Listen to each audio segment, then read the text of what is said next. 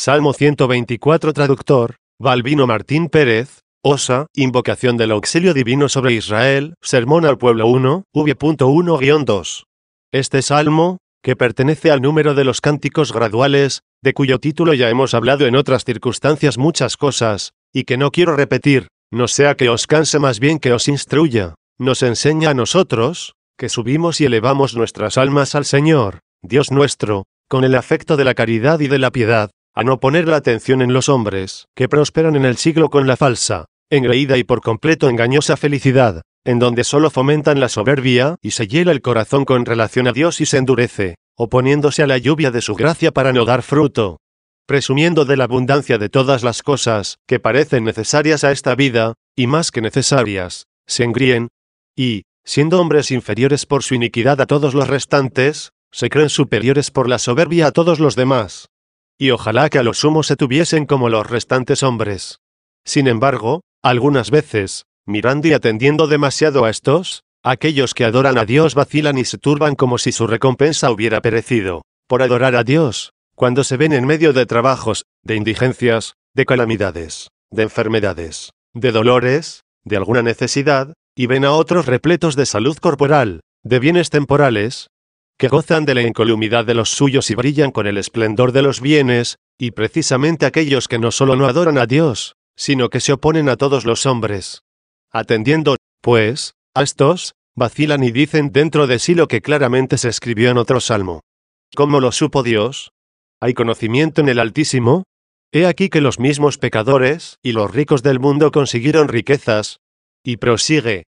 ¿Justifiqué tal vez mi corazón en vano y lavé mis manos fútilmente con los inocentes? Quizás fui vano, porque quise vivir en justicia y habitar en inocencia entre los hombres, ya que veo que quienes rechazan la inocencia tienen tan gran felicidad, y, felices, vituperan a los justos mediante la iniquidad. 2. Pero, ¿quién dijo esto en aquel salmo? Aquel que todavía no tenía recto el corazón. Pues así comienza este salmo del que ahora aduje el testimonio. No el salmo que ahora tomé a mi cargo exponer y explicar, sino aquel en donde se dijo: ¿Corno lo supo Dios? ¿Acaso hay conocimiento en el Altísimo? He aquí que los mismos pecadores y los ricos del mundo consiguieron riquezas. ¿Por ventura justifiqué mi corazón en vano y lavé mis manos con los inocentes?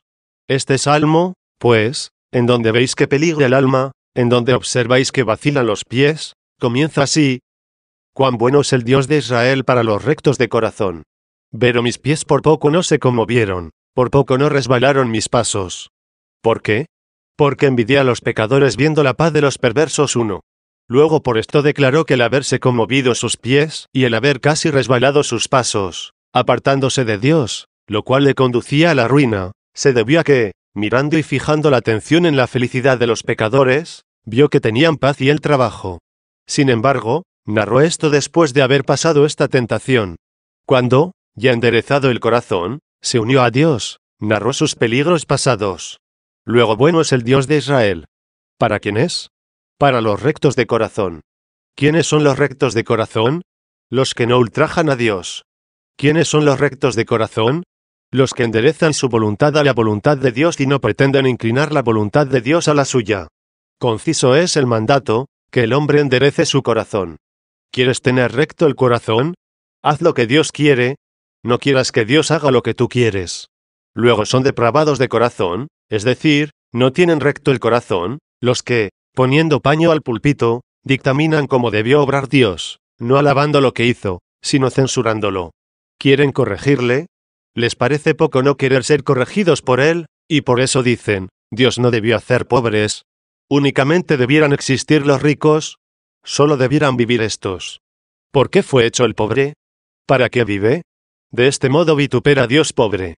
¿Cuánto más le convendría ser pobre de Dios, y así sería rico de Dios? Esto es, ¿cuánto más le convendría que aceptase el querer de Dios y comprendiese que su pobreza es temporal y pasajera, y que las riquezas espirituales de tal modo le sobrevendrán, que en forma alguna han de perecer, y así tendría fe en las riquezas del corazón, si le acontece no tener oro en el arca? Porque, si tuviese oro en el arca, temería al ladrón y perdería sin quererlo el oro del arca. Sin embargo, no perderá la fe del corazón si él mismo no la arroja.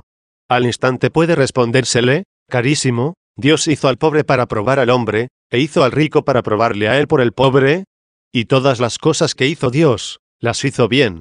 Si no podemos ver el dictamen de Dios, es decir, si no podemos ver por qué hizo aquello de una manera y lo otro de otra, nos conviene someternos a su sabiduría y creer que obró bien, aun cuando no comprendamos por qué lo hizo. De este modo tendremos recto el corazón, presumiendo y confiando en Dios. Y nuestros pies no se conmoverán y tendrán lugar en nosotros que subimos aquello por lo que comienza el Salmo, los que confían en el Señor, como el monte de Sión, no se conmoverán eternamente. 3. ¿Quiénes son estos? Los que habitan en Jerusalén. Los que habitan en Jerusalén no se conmoverán eternamente. Si entendiésemos por Jerusalén la ciudad terrena, observarás que todos los que allí habitaban fueron arrojados por las guerras y la destrucción de la misma ciudad. Ahora buscas al judío en la ciudad de Jerusalén y no le encuentras. Luego, ¿cómo no se conmoverán eternamente los que habitan en Jerusalén? Porque existe otra Jerusalén, de la cual acostumbráis a oír muchas cosas. Ella es nuestra madre, por ella suspiramos y gemimos en esta peregrinación a fin de volver de nuevo a ella. Nos habíamos apartado de ella y no teníamos camino. Vino el rey de ella, y se hizo nuestro camino para que podamos retornar a ella. Ella es la ciudad en donde estaban firmes nuestros pies en los atrios de Jerusalén, conforme oísteis en un salmo anterior de cántico gradual ya expuesto y comentado, por la cual suspiraba el que cantaba, Jerusalén, que se edifica como ciudad. La participación de ella en el mismo Dios, es decir, en la permanencia. Luego los que allí habitan no se conmoverán eternamente. Quienes habitaron en la Jerusalén terrena se conmovieron, primero en el corazón, después en el destierro. Cuando se conmovieron en el corazón y se derrumbaron, crucificaron al rey de la misma Jerusalén celeste. Espiritualmente estaban fuera y echaban afuera al mismo rey. Le sacaron fuera de su ciudad y fuera le crucificaron 3. Él también los arrojó fuera de su ciudad, es decir, de la eterna Jerusalén, madre de todos nosotros, la cual está en los cielos. 4. ¿Cuál es esta Jerusalén? Concisamente la describe, montes a su alrededor. ¿Es algo grande que nosotros nos hallemos en aquella ciudad que rodearon los montes? ¿Toda nuestra felicidad consiste en que poseeremos la ciudad que rodean los montes? ¿Es que no conocemos los montes? ¿Qué son los montes sino protuberancias de tierra? Pero hay otros montes dignos de ser amados, montes excelsos, los predicadores de la verdad, ya sean ángeles, apóstoles o profetas. Estos se hallan alrededor de Jerusalén. La cercan y forman como una muralla. La Escritura habla con frecuencia de estos montes amables y deleitables. Notad, cuando oís o leéis, que encontráis estos montes deleitables en más pasajes de los que yo puedo citar. Sin embargo, en cuanto el Señor me inspira, me deleita hablar largamente de estos montes, y sobre todo porque me vinieron a la memoria no pocos testimonios divinos de la Santa Escritura. Ellos son los montes que son iluminados por Dios. Y primeramente son iluminados para que de ellos baje la luz a los valles o a los collados, ya que no son estos de tanta altura como los montes. Ellos nos suministran la escritura contenida en la profecía, en los apóstoles o en el Evangelio. Ellos son los montes de los que cantamos, elevé mis ojos a los montes, de donde me vendrá mi auxilio, porque de las santas escrituras recibimos auxilio en esta vida.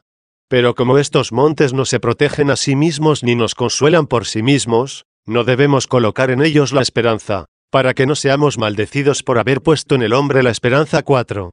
Por eso, después de decir, elevé mis ojos a los montes, de donde me vendrá el auxilio, añadió, mi auxilio procede del Señor, que hizo el cielo y la tierra. 5.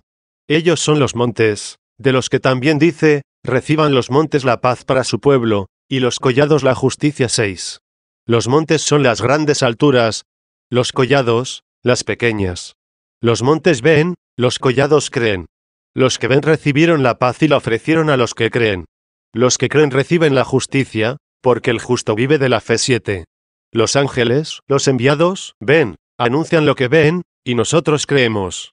San Juan vio, en el principio existía el Verbo, y el Verbo estaba en Dios, y el Verbo era Dios. 8. Veía, y nos predicó a nosotros para que creyésemos. Y así, por los montes que recibieron la paz, recibieron los collados la justicia. Porque de estos mismos montes, ¿qué dice? No dijo que por sí mismos tienen la paz, o que instituyen la paz, o que engendran la paz, sino que recibieron la paz. Del Señor recibieron la paz. Por tanto, eleva tus ojos a los montes en busca de la paz para que tu auxilio proceda del Señor, que hizo el cielo y la tierra. conmemorando de nuevo el Espíritu Santo estos montes, dice, tú que iluminas maravillosamente desde los montes eternos 9. No dijo que los montes iluminan, sino, tú que iluminas desde los montes eternos.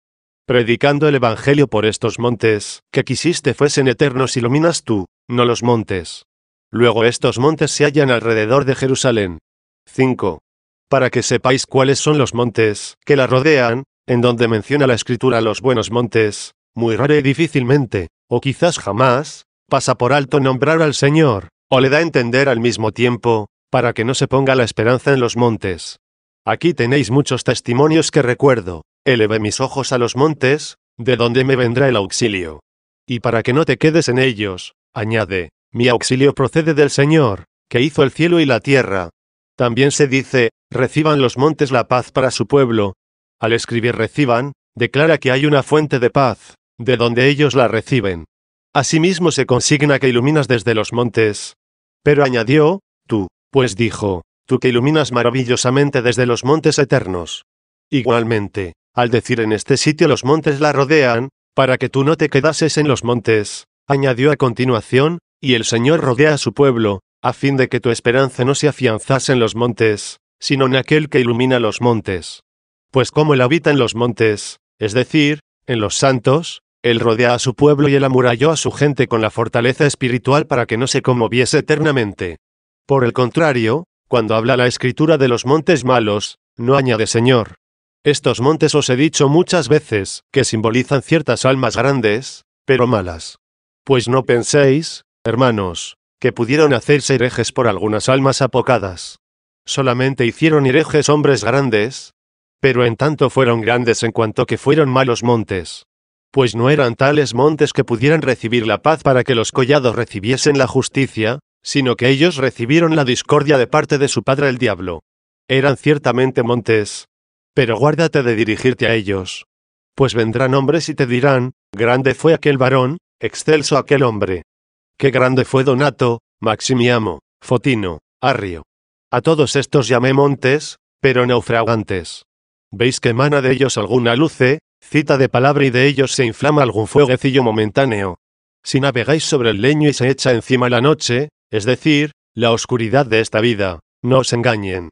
No os encaminéis a aquella nave. Allí hay peñascos, allí se dan grandes naufragios. Cuando te fueren alabados estos montes y se te comenzase a persuadir que te acerques a estos montes como a sitio de refugio para que aquí descanses, responde, confío en el Señor. Porque decís a mi alma, transmigra al monte como pájaro. 10 Te conviene que eleves tus ojos a los montes de donde te viene el auxilio de parte del Señor. Para que evites caer como pájaro en la trampa de los cazadores, no transmigres a estos montes. El pájaro es inconstante, en todo momento se mueve, al instante vuela de un lado para otro. Tú confía en el Señor, y serás como el monte Sión, no te conmoverás eternamente y no transmigrarás a los montes como el pájaro. ¿Por ventura nombró aquí a los montes como si hablase de los montes del Señor? 6. Ama los montes en los cuales está Dios. Pues ellos te amarán si no pones en ellos la esperanza. Ved, hermanos míos, cuáles son los montes de Dios. En otros salmos se denominan de este modo, tu justicia como los montes de Dios. 11. No dijo, su justicia, sino tu justicia. Oye, pues, al apóstol, que es tal monte, decir, para ser hallado en él, en Cristo, no teniendo la justicia mía, que procede de la ley, sino la que es por la fe de Cristo. 12. Quienes desearon ser montes por su propia justicia, como algunos judíos o sus príncipes los fariseos, son censurados de este modo, desconociendo la justicia de Dios y tratando de establecer la suya propia, no se sometieron a la justicia de Dios. 13. De tal modo son excelsos, los que se sometieron, que al mismo tiempo son humildes. Por ser excelsos se llaman montes, por someterse a Dios son valles, mas como poseen la capacidad de la piedad, reciben la abundancia de la paz y transmiten su desbordamiento a los collados. Sin embargo, ve ahora tú a qué montes amas. Si quieres ser amado por los buenos montes, no pongas ni siquiera en los buenos montes la esperanza. Porque, ¿qué monte no era Pablo? ¿Cuándo encontrarás otro parecido? Hablo de la grandeza de los hombres. ¿Puede fácilmente encontrarse alguno con tan inmensa gracia? Y, sin embargo, temía que el pájaro pusiera su esperanza en él. Pues, ¿qué dice? ¿Acaso Pablo fue crucificado por vosotros? 14. Elevad los ojos a los montes de donde nos vendrá el auxilio. Porque yo planté, Apolo regó, pero vuestro auxilio procede del Señor, que hizo el cielo y la tierra, puesto que Dios da el incremento o crecimiento. 15. Luego los montes están a su alrededor. Mas como los montes están a su alrededor, así el Señor rodea a su pueblo desde ahora y para siempre. Luego si los montes están a su alrededor y el Señor rodea a su pueblo, el Señor le ata con el vínculo de la caridad y de la paz para que quienes confían en el Señor, como el monte de Sión, no se conmuevan eternamente. Y esto acontece desde ahora y para siempre. 7. V.3. Porque no abandonará el Señor la vara de los pecadores sobre la suerte, la heredad de los justos, para que los justos no alarguen sus manos a la iniquidad. Ahora ciertamente los justos sufren un poquito, y asimismo, de vez en cuando, los perversos dominan a los justos. ¿De qué modo? Consiguiendo algunas veces los inicuos los honores del mundo. Pues, cuando han alcanzado estos honores, y han sido constituidos jueces o reyes, puesto que esto lo hace Dios por la enseñanza de su plebe y de su pueblo, no puede menos de acontecer que se preste el debido honor a los poderes. De tal modo ordenó Dios su iglesia, que toda potestad establecida en este mundo debe ser honrada, y algunas veces lo es por los mejores. Pondré un ejemplo. De aquí conjeturad la naturaleza o condición de todos los poderes. La primera y la ordinaria potestad del hombre sobre el hombre es la del Señor sobre su siervo. Casi en todas las familias se halla esta potestad. Hay señores y siervos. Los nombres son diversos, pero hombres y hombres son iguales nombres. ¿Qué dice el apóstol enseñando a los siervos a someterse a los señores? Siervos, obedeced a vuestros amos carnales. Y lo dice así porque hay otro Señor en cuanto al Espíritu. Él es el verdadero y eterno Señor. Mas estos de la carne lo son temporalmente. A ti, andando en el camino, viviendo en esta vida, Cristo no quiere hacerte soberbio. ¿Te hiciste cristiano y tienes por Señor a un hombre? Pues bien, no te hiciste cristiano para quebrantar el yugo de la servidumbre. Cuando mandándote Cristo sirves al hombre, no le sirves a él, sino a quien manda. Por esto dice el apóstol, obedeced a vuestros señores carnales con temor y temblor, con sencillez de corazón, no sirviendo a la vista, como queriendo agradar a los hombres, sino como siervos de Cristo, cumpliendo el querer de Dios con agrado y buena voluntad. 16. Ved que no hizo de siervos libres, sino de malos siervos, siervos buenos. ¿Cuánto no deben los ricos a Cristo, que les arregló la casa? De suerte que, si allí hay un siervo desleal, Cristo le convierte y no le dice, abandona a tu dueño. No le dijo, ¿ya conociste al que es verdadero dueño? Quizás el carnal es impío e inicuo, tú ya eres fiel y justo. Es indigno que el justo y el fiel sirvan al inicuo e infiel. No le dijo esto, sino más bien, sirve. Y para corroborar al siervo dijo esto, sirve ejemplo mío, pues yo, antes que tú, serví a los inicuos. ¿De quién soportó en la pasión el Señor tantos tormentos sino de los siervos? ¿Y de qué siervos sino de los malos, puesto que, si hubieran sido siervos buenos, hubieran honrado al Señor? Pero, como eran malos siervos, le injuriaron. ¿Y él? ¿Qué hizo a su vez? Devolvió amor por odio, pues dice, Padre, perdónales, porque no saben lo que hacen. 17. Si el Señor del cielo y de la tierra, por quien fueron hechas todas las cosas, sirvió a los indignos, rogó por los despiadados y enfurecidos, y viniendo se mostró como médico, pues los médicos, siendo mejores que los enfermos, les sirven con el arte y la curación. ¿Cuánto más no debe desdeñarse el hombre en servir al Señor de todo corazón, con todo empeño y con todo el amor, aun siendo malo? Ved que sirve el mejor al peor, pero temporalmente. Lo que dije del Señor y del siervo, entendedlo de las potestades y reyes, de toda autoridad de este mundo. Algunas veces las potestades son buenas, temen a Dios. Otras no le temen. El emperador Juliano fue infiel, apóstata, inicuo, idólatra. Sin embargo, los soldados cristianos sirvieron a un emperador infiel, pero, cuando se presentaba la causa de Cristo, solo reconocían por emperador a aquel que estaba en el cielo. Cuando quería que adorasen a los ídolos, que les ofreciesen incienso, le posponían a Dios. Sin embargo, cuando les decía, aprestad el ejército, acometed a aquella nación, al momento le obedecían. Distinguían al Señor eterno del Señor temporal y se sometían por el Señor eterno al Señor temporal. 8. Pero, ¿acontecerá siempre esto, que los inicuos manden sobre los justos? No será así. Oíd lo que dice este salmo. Porque no abandonará el Señor la vara de los pecadores sobre la heredad de los justos. Temporalmente se percibe la vara de los pecadores sobre la heredad de los justos, pero no se la deja allí, no será eternamente. Llegará tiempo en que se reconozca un solo Dios. Llegará tiempo en el que, apareciendo Cristo en su esplendor, congregue delante de él a todas las gentes y las divida, como el pastor divide las ovejas de los carneros, poniendo las ovejas a la derecha, y los carneros a la izquierda. 18. Allí veréis muchos siervos entre las ovejas, y muchos señores entre los carneros, y, asimismo, muchos señores entre las ovejas, y muchos siervos entre los carneros. No porque console así a los siervos son buenos todos ellos, o porque corregí así la soberbia de los señores son malos todos ellos. Hay fieles que son buenos señores, y también los hay malos. Hay fieles que son siervos buenos, y también los hay malos. Pero, cuando los siervos buenos sirven a los malos señores, los toleran por tiempo, porque el Señor no abandonará la vara de los pecadores sobre la heredad de los justos. Porque esto, para que los justos no alarguen sus manos a la iniquidad, es decir, no se entreguen a la maldad.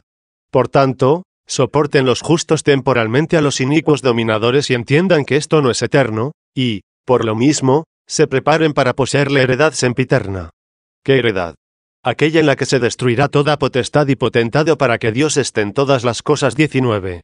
Reservándose para esto, contemplando esto con amor y conservándose en la fe para ver eternamente, no alargan sus manos a la iniquidad. Porque, si viesen que siempre se halla sobre la heredad de los justos la vara de los pecadores, recapacitarían y dirían: ¿de qué me aprovecha ser justo? Siempre ha de dominarme el inicuo, y yo siempre he de ser siervo. Cometeré yo también la iniquidad, porque de nada me sirve conservar la justicia. Para que no diga esto, le insinúa la fe que temporalmente puede hallarse la vara de los inicuos sobre la heredad de los justos, pues el Señor no la abandona sobre la heredad de los justos, para que no alarguen los justos sus manos a la iniquidad, sino que se abstengan de ella, y la soporten, y no la cometan. Mejor es tolerar la injusticia que cometerla. ¿Por qué no permanecerá siempre? Porque el Señor no abandonará la vara de la iniquidad sobre la heredad de los justos. 9. V.4-5. Esto piensan los rectos de corazón, de los cuales dije poco antes que hacen la voluntad de Dios, no la suya. Los que quieren seguir a Dios, le hacen preceder y ellos les siguen. No anteceden ellos y les sigue Dios, pues en todas las cosas le encuentran bueno, ya corrija, consuele, ejercite, corone, purifique o ilumine, conforme dice el apóstol, sabemos que a los que aman a Dios, todas las cosas les cooperan en bien. 20. Y, por lo mismo, prosigue el salmista: haz bien, Señor, a los buenos y a los rectos de corazón. 10. Como el recto de corazón se aparta de lo malo y hace lo bueno. 21. Porque no envidia a los pecadores al contemplar la paz de los inicuos. 22. Así el de corazón perverso, que tropieza en los caminos del Señor, se aparta de Dios y obra el mal, y, siendo seducido por el deleite del mundo y enlazado y cautivado por él, expía con penas amargas. La falsa felicidad de los males se convierte, por el juicio de Dios, en verdadero lazo para el que se aparta de Dios no queriendo soportar su disciplina. De aquí que añade a continuación: y a los que se inclinan al extorsionamiento los llevará el Señor con los que obran iniquidad. Es decir, con aquellos cuyos hechos imitaron, porque amaron los placeres actuales de estos y no creyeron en los suplicios futuros. Los rectos de corazón, que no se ladean, ¿qué poseerán? Tornemos ya, hermanos, a la misma heredad, puesto que somos hijos. ¿Qué poseeremos? ¿Cuál es la heredad? ¿Cuál nuestra patria? ¿Cómo se llama? Paz. Por ella os congratulo. Esta os anunciamos. Esta es la que reciben los montes, al par que los collados la justicia. 23. Ella es Cristo, pues Él, dice San Pablo, es nuestra paz, el cual hizo de dos pueblos uno y derribó la muralla de división. 24. Porque somos hijos poseemos heredad. ¿Cómo se llama esta heredad? Paz. Ved, pues, que los desheredados no aman la paz. No aman la paz, porque dividen la unidad. La paz es la posesión de los piadosos, la posesión de los herederos. ¿Quiénes son los herederos? Los hijos. Oíd el Evangelio: bienaventurados los pacíficos, porque ellos serán llamados hijos de Dios. 25. Oíd, asimismo, la conclusión de este salmo: la paz sobre Israel. Israel significa el que ve a Dios, y Jerusalén, visión de paz. Entiéndalo bien vuestra caridad: Israel significa el que ve a Dios, y Jerusalén, visión de paz. ¿Quiénes no se conmoverán eternamente? Los que habitan en Jerusalén. Luego no se conmoverán eternamente los que habitan en la visión de paz. Y la paz sobre Israel. Luego siendo Israel el que ve a Dios, es asimismo el que ve la paz. Y también el mismo Israel es Jerusalén, porque el pueblo de Dios es la misma ciudad de Dios, o sea Jerusalén. Luego si el que ve la paz es lo mismo que el que ve a Dios, con razón Dios es también la paz. Luego como Cristo, Hijo de Dios, es la paz, por eso vino a recoger a los suyos y apartarlos de los inicuos. ¿De qué inicuos? De aquellos que odiaron a Jerusalén, que odiaron la paz, que quieren desgarrar la unidad, que no creen a la paz, que anuncian la falsa paz al pueblo y no tienen la paz. Cuando estos dijeren, la paz sea con vosotros, y se les responda, con tu espíritu, les diremos que hablan falsamente y oyen también lo que es falso. ¿A quienes dicen, la paz sea con vosotros? A los que apartan de la paz que posee el orbe de la tierra. ¿Y a quienes se contesta, y con tu espíritu? A los que se entregan a las disensiones, y odian la paz.